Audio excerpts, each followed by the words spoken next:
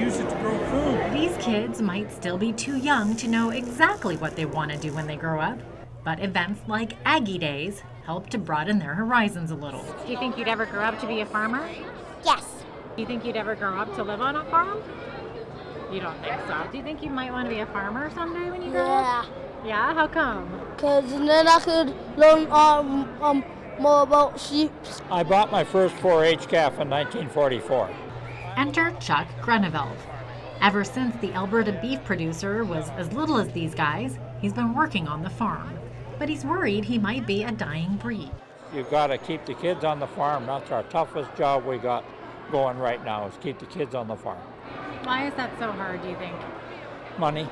It takes good wages to keep it running. Okay, Yeah. and that's a challenge. A big challenge, yeah. Especially when competing against Alberta's oil and gas industry. You can make a whole loaf of bread out of that now. Experts say that by the year 2050, the Earth will have to produce 70% more food just to keep up with the demand of a growing world population. With those numbers, you'd think the agricultural industry would be booming. But stats show that only 1 in 8 jobs is in agri-food. 1 in 8 is not a lot.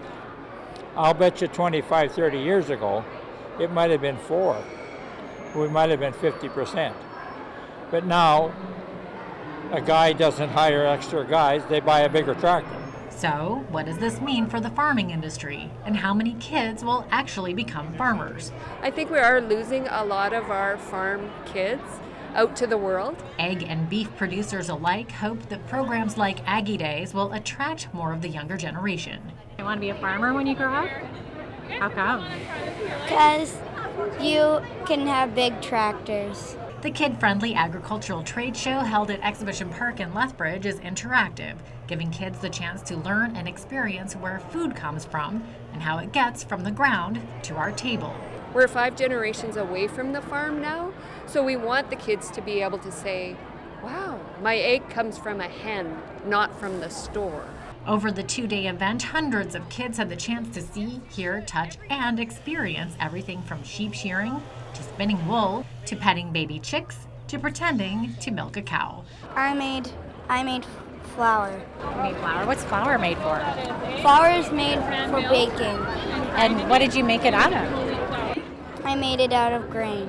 What do you think of Aggie Days? It's good.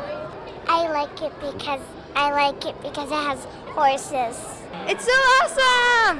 What do you like about it? Because when they get a haircut, When who gets a haircut? when the sheep gets a haircut. There's live animals, and there's a whole bunch of cool games to play.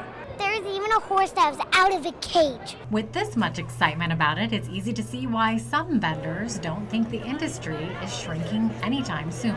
I don't think the potato industry is going anywhere. We have lots and lots of young growers that are super interested in taking over the family farm. For Go Southern Alberta, I'm Jeanette Rocher.